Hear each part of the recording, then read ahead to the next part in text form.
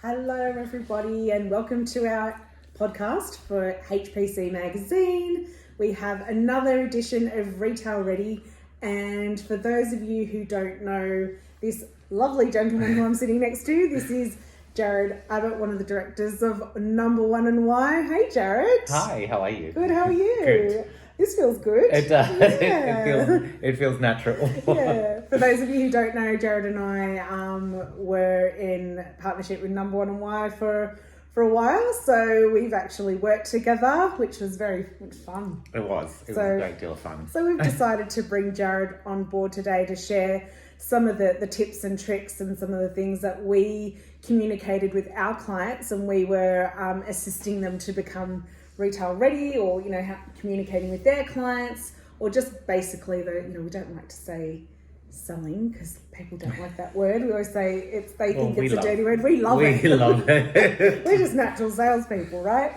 And I also think that sales has such a bad stigma, and yet that, like any industry, there's always going to be bad and good. So there is bad people out there that do sleazy sales tactics and everything, and I think it's really unfair to dismiss the word sales, because the way we look at it is you're trying to help people with everything you do. So if you know that your product is going to be, or your service is going to be the most helpful to that person, then that's still selling, and it is a good thing. Yeah, and I think when we were training and doing that face-to-face, it was all about selling through education. That was our biggest motto, that it wasn't about those sleazy sales tactics, but it is about educating people in order for them to make the right decision in the product that you're providing them, whether it be a service, whether it be a physical product.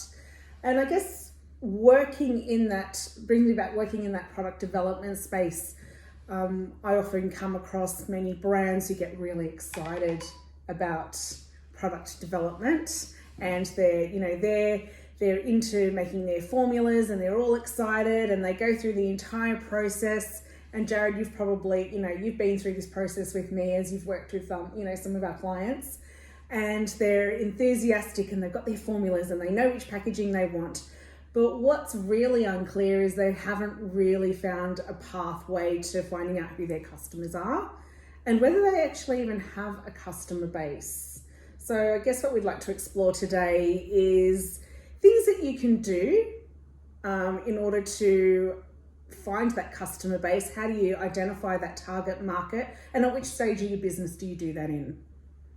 And I think one of the tricky things is really sort of understanding, you have in your mind, you have a great concept, but is there a market for that particular product, or is the market oversaturated? And I think that's really an important element, and it was something that we looked at when we were creating the business. Is there a need for training and education, which there always is. However, is it going to be relevant to us? What industries are we going to target? And I think, we had some incredible conversations at the very beginning, and, when you go into that business brain, you want to be, you want to have such a wide net. And then what we realized was we should refine it back to the industries where we had the most experience, and start from there, knowing full well that from previous experience with both of us is that a lot of the work that we do is through referral. So if we built our strongest customer base in the beauty, aesthetics, manufacturing side of things, which is what we did, because that's where we had our most knowledge, our most connections, and then what we were doing is we were getting referrals and leads from the partners, the husbands, the wives, the girlfriends. Absolutely. And because what we do, we knew was adaptable to any industry, because we've both been doing it for over 20 years. We know how to adapt our content. And that's the thing for us, it's a very adaptable service, what we do. The only thing that we do that we call off the shelf is when we do disc, because that is a set format. However, we tailored it to every client. And I think that's very true is what we see. So Mel has used me at PH Factor to come in and Reader as well, and help businesses and mentor them and really go through that process that you may have the most incredible idea, the most incredible product, and you could spend so much on formulating and getting your packaging and everything right. But if there's no market for it, it's then at the end that you realize that you've wasted all that time. And I think that's one of the key things. And sometimes it can be easy to be swayed by seeing people on social media channels, so on your TikToks, on your Instagrams and everything, And, you know, when you see these articles for people who've created a brand and, you know, then they've sold it for 14 million and all of this sort of money. And if you looked at all of those cases and saw how many of them were, it's a very small percentage. Oh, absolutely. Like I'm thinking we're talking decimal point, Yeah. 0.000 that have actually managed to achieve that. And it's an incredible achievement for these brands that actually do that. Incredible. And I guess they're the inspirational, I guess the aspiration for every other person who wants to create a brand. Because, you know, you have to have the leaders in the industry, and you have to have, you know, the first to market. But I think what I know personally when I'm dealing with clients, the first thing I ask them is, where are you selling your product? Has anyone tried your product? And a lot of the time it's, yeah, I've tried it, like my friends really love it and they want me to bring it out. Now, that's something that, you know, that's great that your friends or your family or your husband or, you know, your kids are loving your product, but they love you. So a lot of the time there's an emotional attachment to yourself as a person. So, and how many of them are buying it at full price? That's is the other thing. So it's great that your family and friends are really happy for you and they, you know, they encourage you. But, you know, is there really and truly a market? And, you know, how do we qualify those markets even before we put something out there, before you start making that investment in product development, in manufacturing, in packaging, in label design, in website design? And it is truly heartbreaking when you see the investment that goes into this, and at the end of it, the customer says to me, oh, so where do I sell this now? How do I get it into a retailer? Or I'm not sure, I'm not computer literate, so I don't like doing TikTok, and I hate Instagram, and, you know, it's not really where I want to be or not my skill set. So this happens at the very end, once they have the product in their hand, and then they're kind of stuck. So I guess that's what we wanted to explore today. You know, what to do beforehand. Yeah. So, or in conjunction with getting everything else ready for the business. And I think that's the critical thing, is also looking at what, you know, just because something isn't necessarily in your wheelhouse, when you're launching things, especially as a small startup and everything, you want to keep those costs down. So I know I rang Mel and was incredibly proud of myself because I went online and did the Wix course to learn how to create a website, because, you know, we were just starting up, so we didn't want to throw all this money at someone to create something. So it was, and a lot of these days, those templates and everything are so much easier to build everything from, but we looked at that. Yeah. And we also had a business mentor, because we didn't want to go into this, because once again, you may have this great idea, but it's also good to bounce it off someone that's incredibly experienced. And we had an initial meeting, and then when we sort of sat down at the stage where we were like, yes, we're going to go ahead with this. And I remember we went and had our meeting, and then we went out for lunch, and she actually said to us, I don't know why I'm here with you today, because you guys are so far ahead of where I was when I first launched my business. I had an idea and a business card. And so what we looked at is every aspect of what we do. So if we're going to say, you know, we're going to help your teams understand each other, you know, our communication had to be 100%. If we're going to explain for how your team sell things and everything, our sales process should be flawless. So we did a few little things. So with our business, obviously, number one and why. So there's a story behind it. As you can see, we went and we allocated a lot of our money initially into our marketing in terms of our look, our brand, our aesthetic. And a lot of people just sort of said that we should be very clean, very simple, and go for, you know, a more corporate market, which is just not us. It would never be, you know, for anyone who's ever met us knows that we're not, we are the square pegs in the round hole. Absolutely. And a lot of people that are watching out there today, we may have changed your team.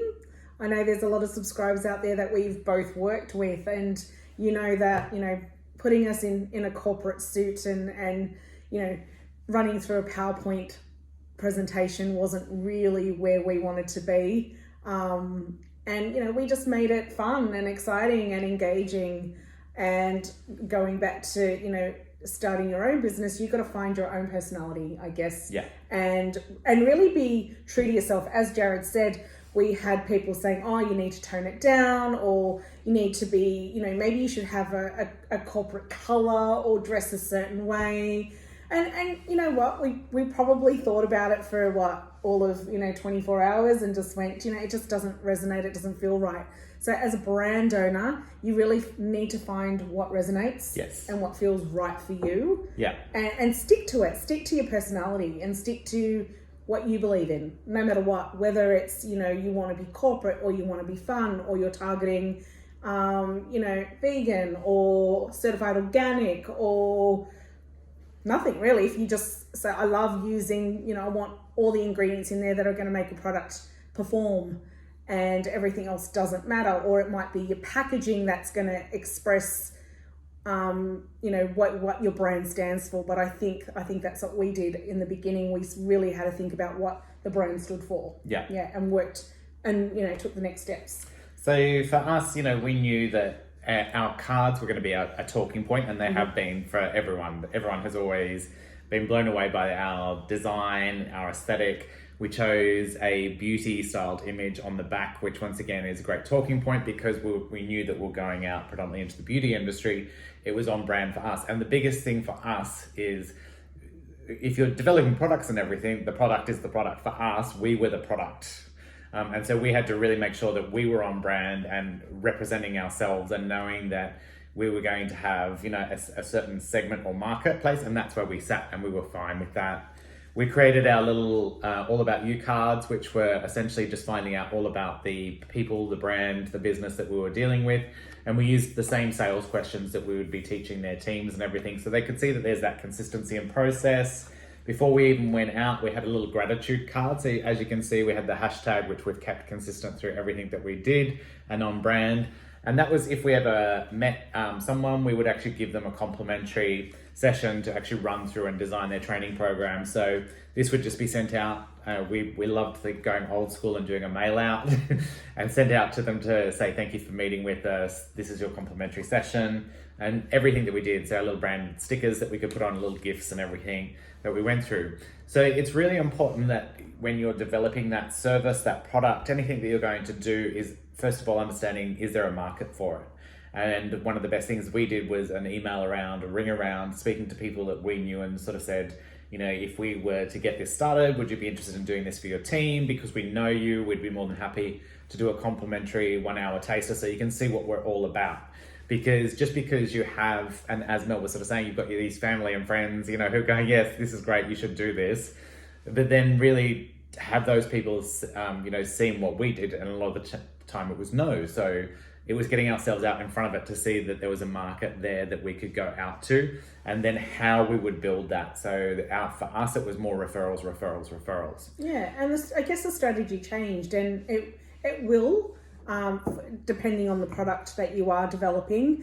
You might get a whole lot of no's and go, oh, not really. It's probably something I wouldn't use.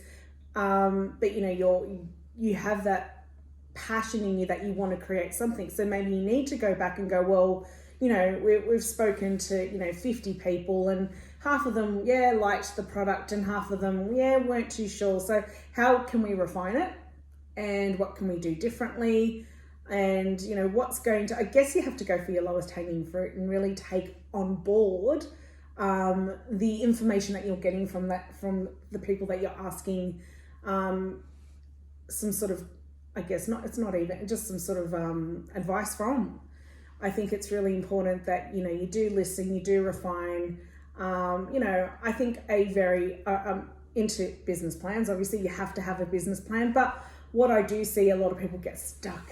They just get bogged down in the business plan, and they don't seem to execute or get any further. So we see two camps: those who can start a business plan but don't want to take it any further, so they almost like get into their own head and nothing progresses, or those people that go gung-ho, don't have a business plan, just they have the idea, they execute the idea, they spend lots and lots of money, and then they're stuck with a warehouse full of product for the next 5 years.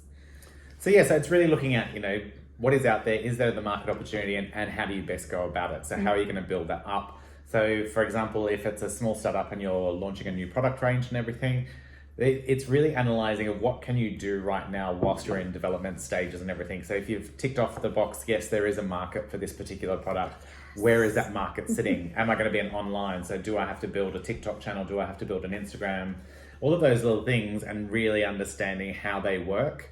And it is challenging, you know, we're living in challenging times. So it's really making sure that you understand that you can still build those channels. And that's what we did, was started out with our Instagram and everything, and just putting in the word out there, and just doing little videos of, you know, us at the dining table, which is where it all started. And this is why we wanted to use this dining table today, because this has such relevance. This is where it started. So for those of you who are thinking you need an office and you need, you know, a fancy boardroom, I just say, just make a start. As long as you're qualifying your market, just get creative and make a start. Yeah. And then, as Mel sort of said, you know, it's really important to understand where you're going to sell. You know, if you are an online, and, you know, looking at how long it's going to take for that to get up and running. So we see a lot of people who have been successful because, you know, it is hard work. So if you're going to do this as a side hustle, be prepared, because yes, it's very smart to stay with your day job whilst you're building up. And we've seen it with, you know, that underwear brand. You know, there's been multiple things where we've worked with businesses and everything, and sort of said, well, look, it's not going to be an overnight thing. You're going to have to build these channels and really get to understand that that's going to take time and energy, because you're going to be doing it at night when you get home from work. It's going to take over your weekends. However, if you set out that business plan and that's achievable, and you can do your minimum order quantities and start building it up that way, then that's great. It is hard work, and it is. But there are people out there to help you. You know, I'll speak for ourselves at PH Factor and all the other, you know, manufacturers and contacts that we do have. There is an opportunity to start small and test the market, and that's probably, you know, what I recommend is just start small and really work at it. And it's consistency. So it's doing something day in, day out, and really working at it. And even, you know, the brand owners that I speak to, and even Jared and myself, when, you know, building Number One and Why, it was like some weeks, and mind you, we started during a pandemic, and some weeks it is challenging and it is lonely, and you think, am I on the right track? Do I give up my side hustle? Look, I think you have to give yourself a time frame. You know, if it's 5 years down the track and you're still hustling, and, you know, maybe you need to not necessarily give up, but maybe just pivot. And, you know, I've worked with a brand, and you know, this is about 10 years ago now, that they started with a certain product, and they had a candle in that product. It was their best selling product. Everything else was quite slow. She ended up turning her business into a candle business, because that was that lowest hanging fruit, the biggest opportunity. And we see it all the time, where people start out and think, wow, this is the direction we started, but it's not where we've ended up, because our customers and the market has dictated where we need to be. Yeah. And so for myself now with Number One and Why, you know, what we both loved when we first started was the big days that we call them the rah-rah days, where you'd be in a room with 40 to 70 people and doing that face-to-face connection. All of that is really where our passion's at. However, you know, the world has changed. You know, when we've been through multiple lockdowns, people are doing work from home, whether they're now back, you know, into the office 2 days a week, 3 days a week, people are still doing that work from home. So for me now, as I know that I'm only going to get a certain amount of those big rah-rah sessions in a year from multiple clients, and a lot more of my days are spent on one-on-one coaching, you know, doing things via Teams or Zoom interstate. So rather than, you know, everyone's looking to cut costs where they can, of having us fly in and do those sort of sessions. So the world's evolved, and that's something that we've had to learn, because our passion really is for that face-to-face and everything. However, that's not the way the world works right now, and who knows whether that will continue to evolve. And as Mel said, you know, if it's something that you're really passionate about, there is naturally going to be times where it is really challenging, and you have to be honest with yourself and ask your closest friends, family, your support network. So think anyone that's in your support network, because they will be honest with you, and there is going to be times where you will want to give up, and it's really having those people around you that are going to ask the right questions to go, is this just a tough moment, or is this a sign, as Mel sort of said, if you've traded for 2 years and you've sold 14 products, divide that by 24 months, is that worth it, and is it sustainable? No. Yeah. However, if it's just some hurdles along the way, which are natural in any business, so I know I've had some questioning times where, it's all or nothing. So I've had 3-4 months where it's just been back to back, flying, and then a little quiet period, and you naturally, your internal dialogue sort of goes, should I be in a panic state and everything? And it's having the support network is one of the most crucial things.